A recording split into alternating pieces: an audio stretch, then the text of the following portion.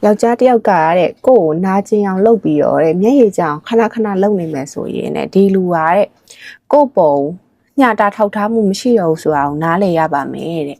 ဒီစာသားလေးကမေတော်တော်လေး healing ဖြစ်ခဲ့တဲ့စာသားလေးတစ်ခုဆိုရင်လည်းမမားတယ်လို့အခုလက်ရှိအချိန်အထိပေါ့နော်မေအမြဲတမ်းမေနားရည်ထဲမှာကြားရောက်နေတဲ့စာသားလေးဆိုရင်လည်းမမားဘူးအဲ့ဒါလေးကစာအုပ်တအုပ်မှာပါတယ်စာစုတိုလေးတစ်ခုဖြတ်လိုက်မယ်ထင်တယ်ပေါ့နော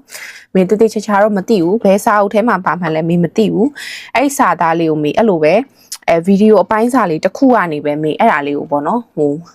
်မှတ်မိခဲ့ရပါဘောနော်စာရေးဆရာမတယောက်ရေးထားလို့တော့ထင်တာပဲမေတတိချာချာတော့မသိဘူးပေါ့နော်အဲ့စကားကိုပေါ့နော်ထောက်ခံတဲ့သူရှိလားမရှိလားတော့မေမသိပေမဲ့မေကတော့ absolutely yes လို့ပြောချင်တယ်မေကတော့လုံးဝထောက်ခံနေတယ်မှာပါတယ်ပေါ့နော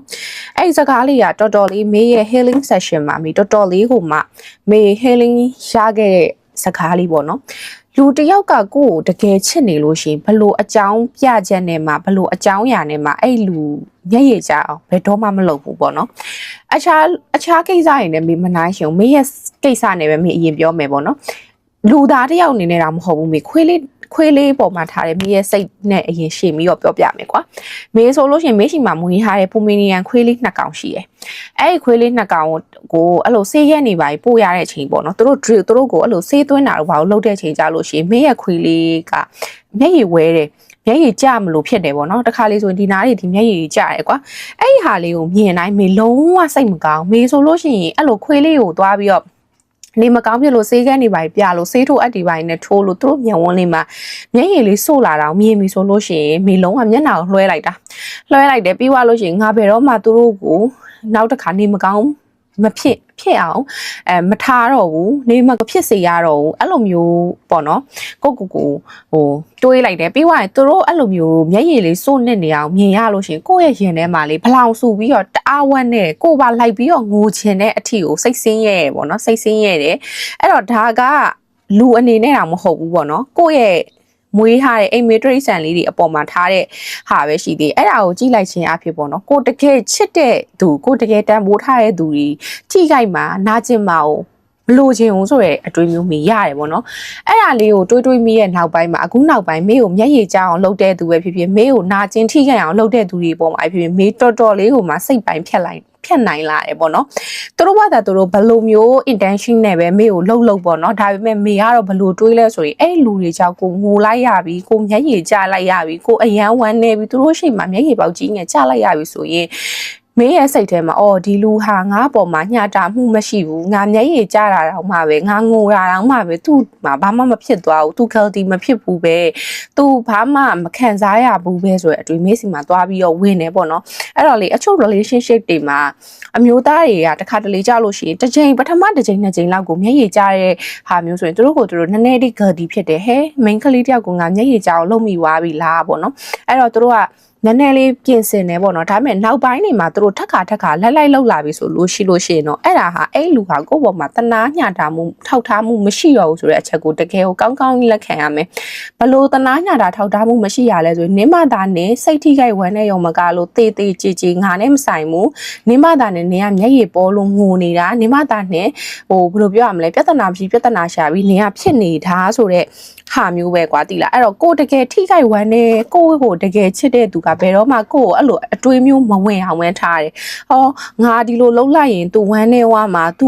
तू အရန်မျက်ရည်ပေါက်ကြီးငယ်ကြရမှာ तू အရန်ခံစားရမှာဆိုတဲ့အတွေးနဲ့တုံတကယ်ချစ်တဲ့ယောက်ျားလေးကိုတကယ်တန်မိုးထားတဲ့သူကကိုမကြိုက်ဘူးဆိုတဲ့ဟာကိုမျက်ကွယ်မှာတော့မလုပ်ဘူးဘာဖြစ်လို့လဲဆိုရင်သူ့မှာအဲ့လို mindset အဲ့လိုအတွေးရှိလို့အဲ့တော့ကို့အပေါ်မှာတကယ်ကို